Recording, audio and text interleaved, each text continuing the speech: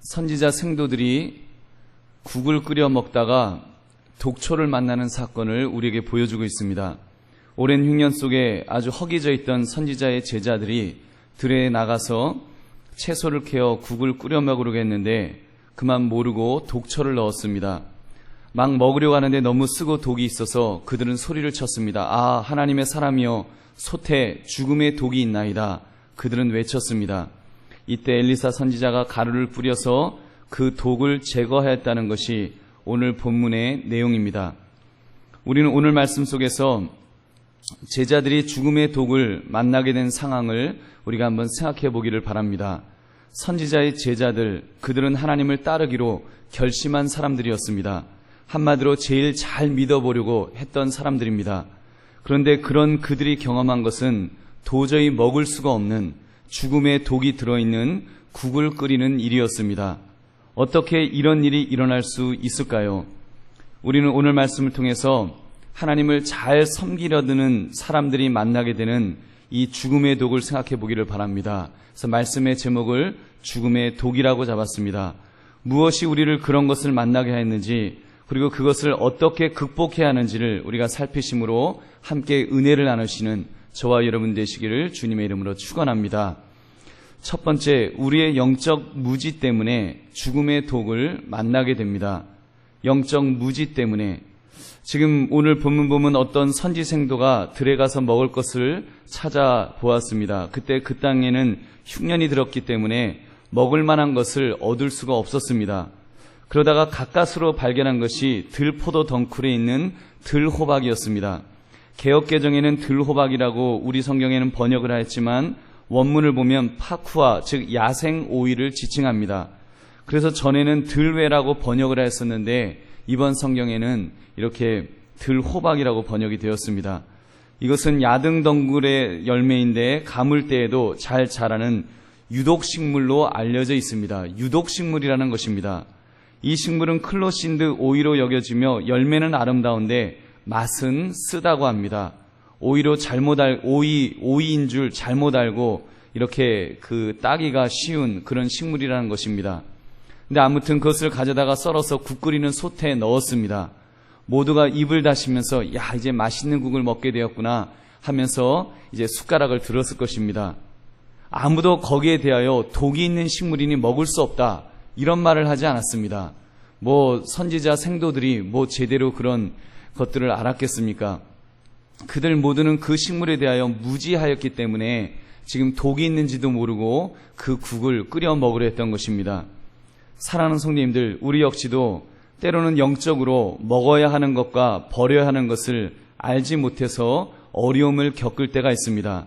이런 어려움은 이미 인류조상 아담의 때에 시작이 되었습니다.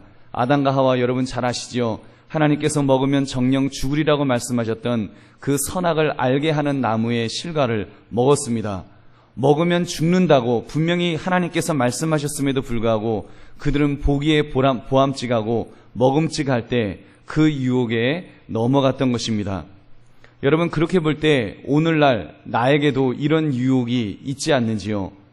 오늘날도 먹으면 절대로 안 되는데 먹음직해 보이는 것들이 종종 있습니다. 고치로 된 방향제를 저는 참 먹고 싶더라고요.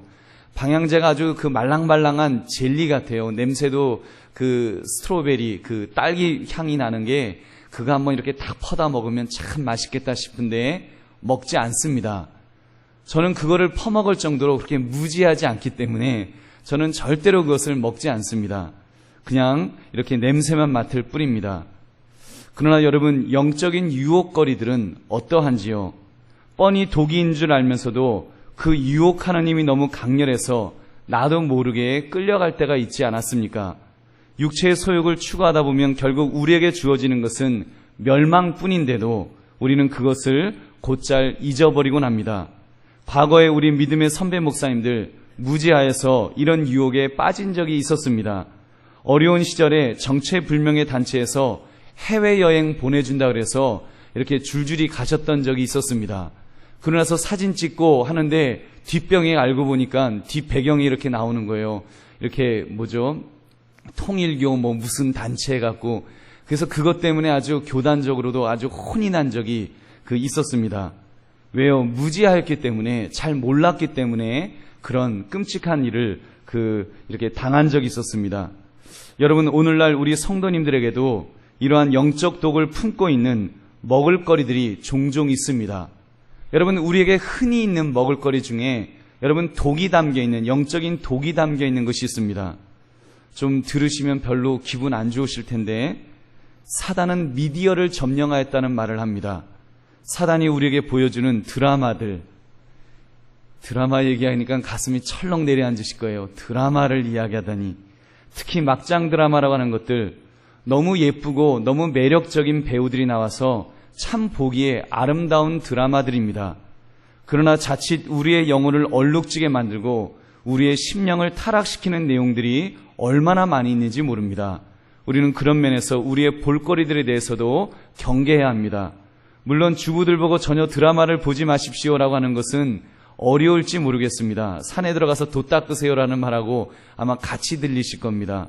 적어도 그것이 나의 영혼을 더럽히는 독이 있는지 없는지를 여러분 점검하시면서 영적인 그런 통찰력을 가지고 비판적으로, 안 보시면 제일 좋지만 꼭 보셔야 되겠다면, 나는 목숨 걸고 봐야 되겠다면 비판적으로 보시기를 주님의 이름으로 부탁드립니다.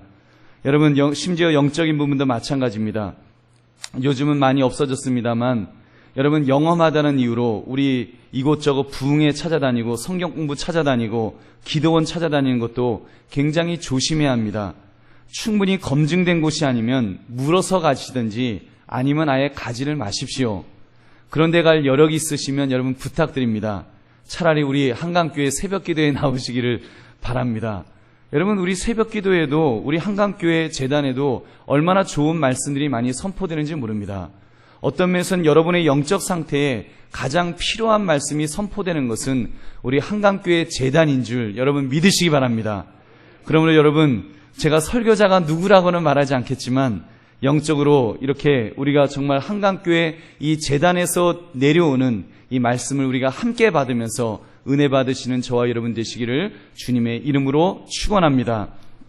사랑하는 성님들, 영적인 먹거리는 정말로 우리가 조심해야 됩니다.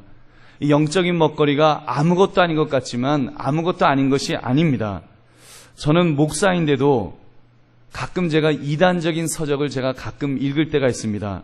왜냐하면 나를 알고 적을 나라의 백전백승이라고, 그러다 보니까 이단 서적을 읽으면서 이렇게 느끼는 영적 느낌이 있습니다. 영적으로 아주 더럽다는 느낌이 있습니다. 쭉 읽다 보면요, 영적으로 더러워져요. 그리고 아주 찝찝합니다.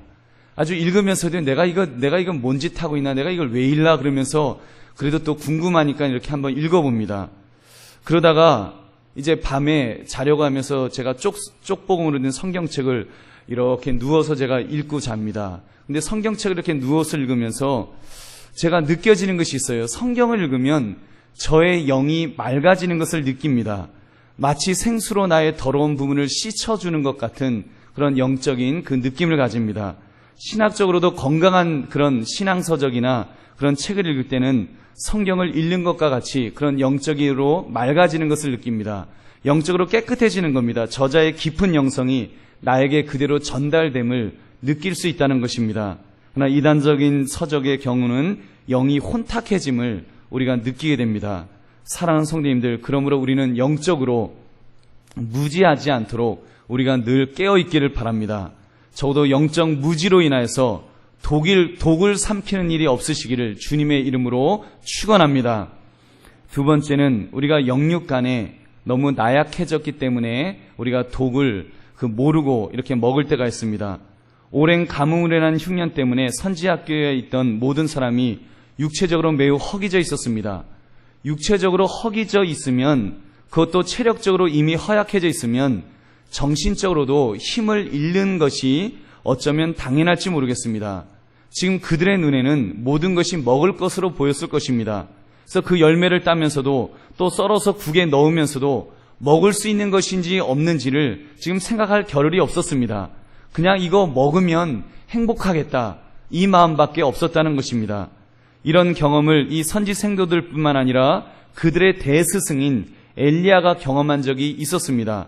엘리야가 갈멜산에서 바알 선지자, 아사라 선지자 그들과 대결 능력 대결을 펼쳤습니다. 그리고 대승리를 거두었기 때문에 그 이방신을 섬기던 선지자들을 모두 죽였습니다.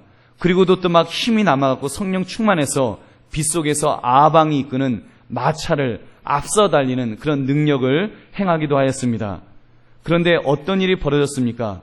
왕비 이세벨이 엘리야를 죽인다고 으르렁거렸습니다. 그때 엘리야의 마음이 무너져 내립니다. 엘리야의 마음이 무너져 내려서 이제 하나님 앞에서 그가 말합니다. 하나님, 그냥 이대로 죽고 싶습니다. 이대로 죽여주세요. 그래서 벌러덩 누웠습니다. 그때 하나님께서 그에게 재충전을 해주시는데 그에게 무슨 영적인 능력을 확 부어주시는 그런 걸로 하지 않으셨습니다. 하나님께서 그에게 숯불에 구운 떡과 물을 먹이셨습니다. 자, 일어나라. 떡 먹어라. 물 마셔라. 그러면 엘리야가 그거를 떡을 먹고 물을 마셨습니다. 그리고 벌러덩 누워서 또 잠을 잡니다. 또 한참 자다가 또 일어났습니다. 또 떡하고 물하고 주시면서 이거 먹어라. 그러면 또 먹고 그리고 또 자는 것입니다.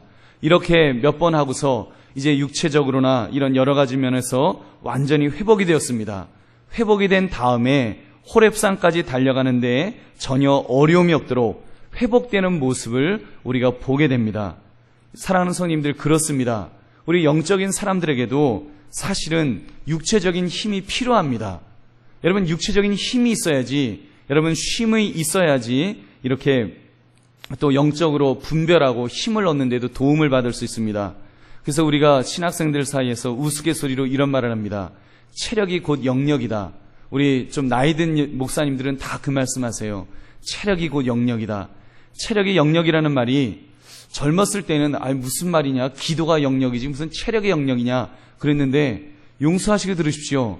저도 이제 4학년 7반 이제 8반 넘어가니까 체력의 영역이란 말이 뭔지 이제 조금씩 이해가 갑니다. 몸이 힘들면은요 기도도 안 나오더라고요. 물론 절박하면 나오죠. 뭐 정말 절박하면 나오지만 몸이 힘드니까, 몸이 지치니까 기도도 잘 안 나와요. 근데 몸에 힘이 있으면 이렇게 힘있게 기도할 수 있는 것을 이렇게 점점 저도 깨닫게 됩니다. 저의 간증입니다만 저도 작년부터 운동을 하면서 체력 보강을 합니다. 그 운동과 스포츠의 차이가 있습니다. 스포츠는 재밌어서 하면 스포츠고요. 죽지 못해서 하면, 아주 죽기 살기로 싫은데도 억지로 하면 그게 운동입니다. 정말 지난 겨울에는요, 운동하는데 정말 죽기보다 싫었습니다. 그 컴컴한 밤에, 저는 밤 9시에 이제 운동을 시작하는데 정말 죽기보다 나가기 싫고요. 컴컴한 밤에 추운데 나가려면 얼마나 힘든지 모릅니다. 잠잘 시간을 줄이면서 이렇게 운동을 시작했습니다. 그래서 지쳐서 쓰러질 것 같았는데 아니더라고요. 조금씩 이제 체력이 보강되는데 지금은 굉장히 컨디션이 좋아졌습니다. 아주 더 힘이 납니다. 그래서 제가 연초에 새벽 기도회를 이제 연초부터 이제 제가 다 해야지라고 생각했는데 지금 7월이 다가도록 하나님께서 힘을 주시고 은혜를 주셔서 더 이렇게 힘이 납니다. 여러분 믿으십니까? 힘이 나요. 오히려 육신적으로 더 이렇게 강해지니까 더 힘도 나고 더 이렇게 좋아졌습니다. 그런 면에서 여러분, 우리 성도들에게도 체력이 필요한 줄 믿으시기 바랍니다. 이제 여름 휴가철입니다. 저도 짬짬이 가족들과 함께할 시간을 가지려고 합니다만, 여러분 성도님들도 할 수 있는 한 휴가를 이렇게 가지십시오. 그것도 필요합니다. 물론 뭐 직장 때문에 어쩔 수 없어서 뭐 쉬실 수 없는 분들은 할 수 없습니다만, 하여튼 여러분 시간을 내셔서 짬짬이라도 쉬십시오. 그리고 정신적으로도 좀 쉼을 얻기 위해서 뭐 정한되면 가까운 여기 한강 고수부지라도 나가십시오. 저도 지난 주일날 저녁 때 제 아내와 고수부지를 나갔는데 정말 행복하더라고요. 저 서울에서 사는 것이 행복하다는 것을 이번에 느꼈습니다. 정말 가까운 곳에 운전해서 10분 거리에 그 아름다운 고수부지에서 이렇게 서울 야경을 보면서 참 좋다. 가까운 곳에 이렇게 아름다운 곳이 있구나라는 것을 깨닫게 되었습니다. 우리 어르신들의 세대는 무조건 일해야 된다고 하시지만 그렇지 않습니다. 그거 틀린 말입니다. 좀 쉴 때는 쉬어야 됩니다. 그래서 이번 여름에 여러분 또 이렇게 재충전하시기를 주님의 이름으로 축원합니다. 여러분, 그러나 우리가 영적으로 깨어있지 못해서 또는 영육간에 너무 연약해서 이미 죽음의 독이 들어와 있을 때가 있습니다. 그럴 때 이미 나에게 들어와 버린 이 죽음의 독을 어떻게 제거해야겠습니까? 엘리사가 가루를 가지고 하여서 독에 솥에 던졌습니다. 그리고는 퍼서 사람들에게 주어 먹게 하라고 명령했습니다. 어떻게 되었습니까? 그 솥 안에 있던 음식의 독이 사라져서 모든 사람이 맛있게 먹게 된 줄로 믿습니다. 사랑하는 성님들, 우리도 살아가면서 이 죽음의 독이 내게 들어오지 못하도록 우리가 물론 무진 애를 써야 한다고 말씀을 드렸습니다. 영적으로 깨어있으려고 하고 영육간에 강건하기를 얼마나 애를 써야 하는지요. 우리는 애를 써야 합니다. 그러나 그럼에도 불구하고 우리는 연약한 존재이기 때문에 이미 죽음의 독이 우리 속에 들어올 때가 있습니다. 그 죽음의 독에 중독될 때가 있습니다. 그렇게 이 영적인 독으로 인해서 우리가 아무것도 할 수 없을 때 우리는 어떻게 해야 되겠습니까? 이 독을 대표하는 것이 있다면 죄악이라고 말할 수 있을 것입니다. 이 죄악의 문제가 이것이 사실은 우리에게 죽음의 독입니다. 사망의 독침입니다. 고린도서 15장 56절은 이렇게 말씀합니다.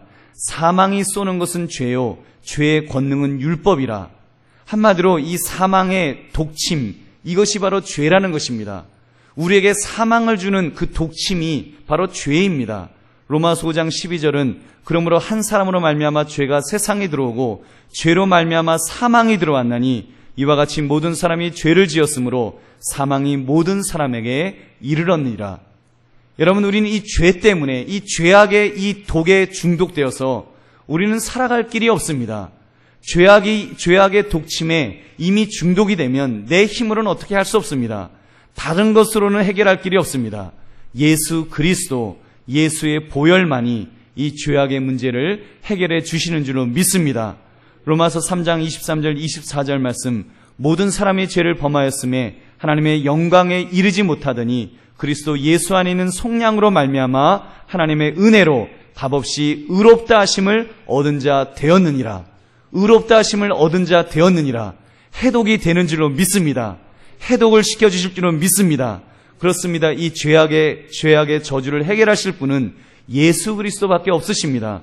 그러므로 예수님은 자신을 가리켜서 나는 생명의 떡이다라고 말씀하셨습니다. 요한복음 11장 25절 26절도 예수님은 이렇게 말씀하셨습니다. 나는 부활이요 생명이니 나를 믿는 자는 죽어도 살겠고 무릇 살아서 나를 믿는 자는 영원히 죽지 아니하리니 이것을 내가 믿느냐. 여러분 믿으십니까? 여러분, 예수님으로 말미암아 우리에게 살 길이 있는 줄을 믿습니다. 어떤 죄에 중독이 되었다고 할지라도 예수 그리스도의 보혈로 우리의 죄가 여러분 그 해독되게 될 줄은 믿습니다. 씻음받게 될 줄은 믿습니다. 그러므로 우리가 그 믿음 가지고 살아가시는 저와 여러분 되시기를 주님의 이름으로 축원합니다. 말씀을 맺습니다. 사랑하는 성도님들, 여러분의 삶 속에서 사망의 독이 얼마나 있는지 점검해 봅시다. 때로는 그 독이 있는데도 영적으로 무지하여서 모르고 있을 때가 있습니다. 알면서도 너무 지쳐서 너무 힘들어서 자포자기 상태에 있을 때도 있습니다. 여러분, 그러나 지금 내 앞에 사망의 독이 있지만 어쩔 도리가 없다라고 혹시 생각하는 분이 계실런지요? 이 시간 주님 앞에서 우리가 다시 한번 해결받기를 원합니다. 우리가 다시 한번 주님을 붙들어야 됩니다. 주님이 붙들어 주시면 그 독을 이길 수 있을 줄로 믿습니다. 예수님께서 마가복음 16장 17절 18절에서 이렇게 말씀하셨습니다. 믿는 자들에게는 이런 표적이 따르리니 곧 그들이 내 이름으로 귀신을 쫓아내며 새 방언을 말하며 뱀을 집어올리며 무슨 독을 마실지라도 해를 받지 아니하며 병든 사람에게 손을 얹은즉 나으리라 하시더라. 아멘. 믿는 자들에게는 이런 표적이 따른다고 했습니다. 어떠한 사망의 권세에 눌려 있었다 할지라도, 어떤 죄악의 권세에 내가 눌려 있었다 할지라도 예수의 이름 권세가 있으면 이기게 될 줄로 믿습니다. 주님께서 사단 마귀를 이미 이기셨습니다. 주님의 승리, 우리가 믿음으로 붙들면 나의 승리가 될 줄로 믿습니다. 그 승리를 확신하시면서 이제 우리가 죽음에도 영적으로 깨어서 우리가 예방해야 됩니다. 이 죄악에도 영적으로 깨어서 우리가 예방하고 또 영육간의 강건함으로 우리가 예방해야 됩니다. 그리고 궁극적으로는 오로지 예수 그리스도를 붙들고 나아가심으로 우리가 능히 이기며 살아가시는 그런 저와 여러분 되시기를 주님의 이름으로 축원합니다. 우리 함께